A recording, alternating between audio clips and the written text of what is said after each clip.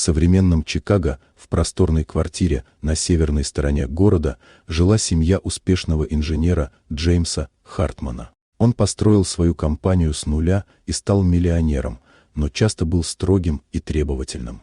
Его жена, Лаура, работала дизайнером, а маленький сын, Крис, был энергичным и любопытным.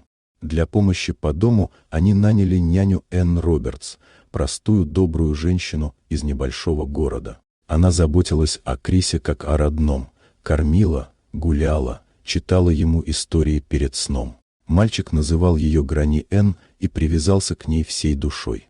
Однажды вечером Джеймс вернулся домой после трудного дня. Он увидел, как Энн тихо уговаривает Криса съесть ужин, и внезапно сорвался: «Замолчи и просто работай. Ты здесь не для разговоров, а для дела». Энн замерла, глаза ее наполнились слезами. Она молча собрала свои вещи и ушла, оставив за собой пустоту и тишину.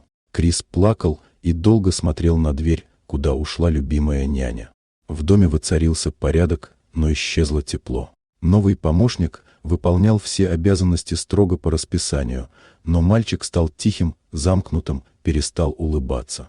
Джеймс заметил пустоту и понял, что богатство и контроль не заменяют человеческой доброты. Несколько дней спустя Джеймс вышел в парк и увидел Энн, кормящую голубей. Он подошел и извинился за свои слова, признал, что был жесток и несправедлив. Энн, мягко улыбнувшись, согласилась вернуться. С ее возвращением дом снова наполнился смехом и теплом. Крис снова играл, рассказывал истории за ужином, а Джеймс научился ценить простые вещи, заботу, доброту, умение прощать. Он понял, что настоящее богатство — это сердце и отношения, а не миллионы на счету.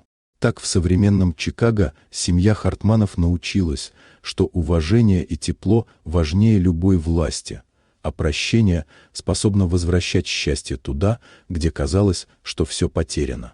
Вот такая удивительная история. Дорогие друзья, напишите в комментариях, откуда вы смотрите это видео. А если вам понравилась история, то поставьте лайк, а также подписывайтесь на канал, впереди еще много интересного.